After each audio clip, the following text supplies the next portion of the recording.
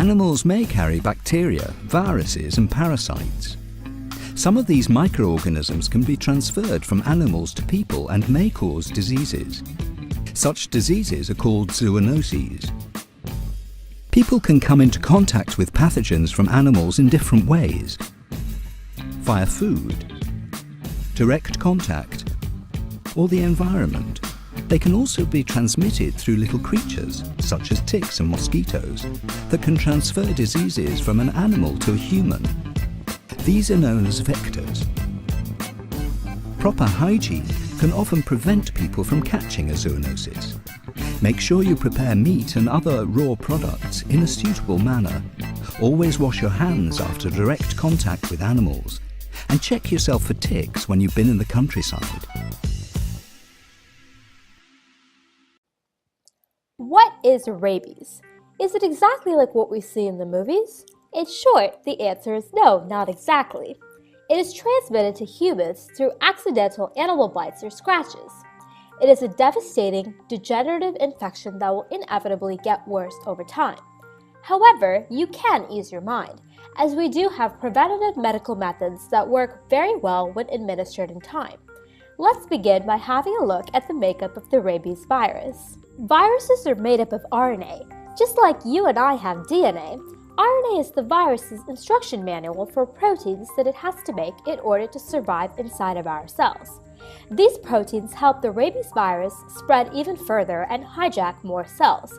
When you think about the small and simple structure of the rabies virus, it is remarkable that it can exert the aggressive and grueling symptoms that we see in rabies.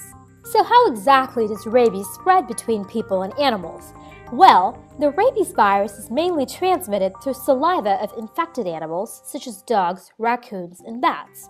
When the infected animal bites another animal or a human, the rabies virus enters the body through the wound.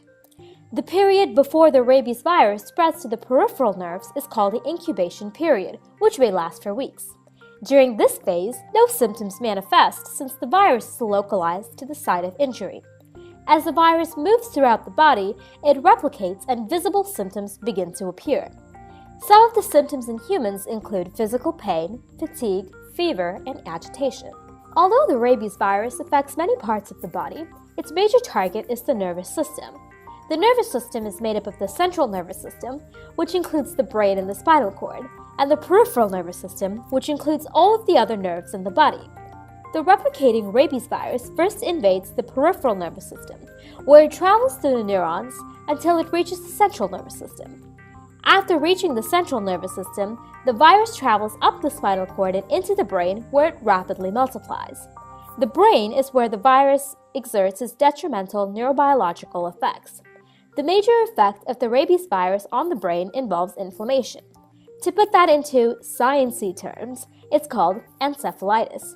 Encephalon means brain, and itis means inflammation. So how does this present in people infected with rabies? The brain is the main command center for our entire body.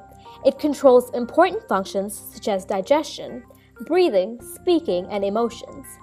When rabies takes over the emotional control areas, the patient may feel aggression and anger erratically.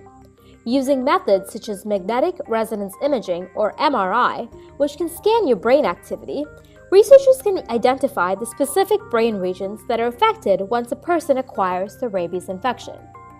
Current research has shown that brain areas such as the brainstem, hypothalamus, and pituitary gland may be most affected by rabies infections. This may explain the aggressive behavior found in rabies, but again, keep in mind that this information is not fully understood. Although rabies infections can generally be fatal, if patients seek medical help immediately upon being bitten by a rabid animal, the chances of survival increases to 100%.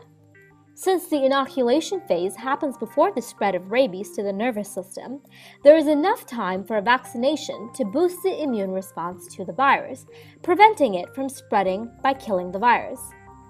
The post-exposure treatment involves a shot containing immunoglobulins against the rabies virus and a series of vaccinations over the next 2 weeks. These vaccines can be administered both to animals and humans to reduce the spread of viral infection. Workers in rabies-prone environments are recommended to vaccinate themselves regularly, such as zookeepers and vets. Hopefully, you now understand what the rabies virus is, how it acts on the nervous system to cause its symptoms, and how vaccines can be used to prevent it. Although rabies is a frightening disease, we do have countermeasures to prevent it. So remember, always seek immediate medical help when you get bitten by an animal.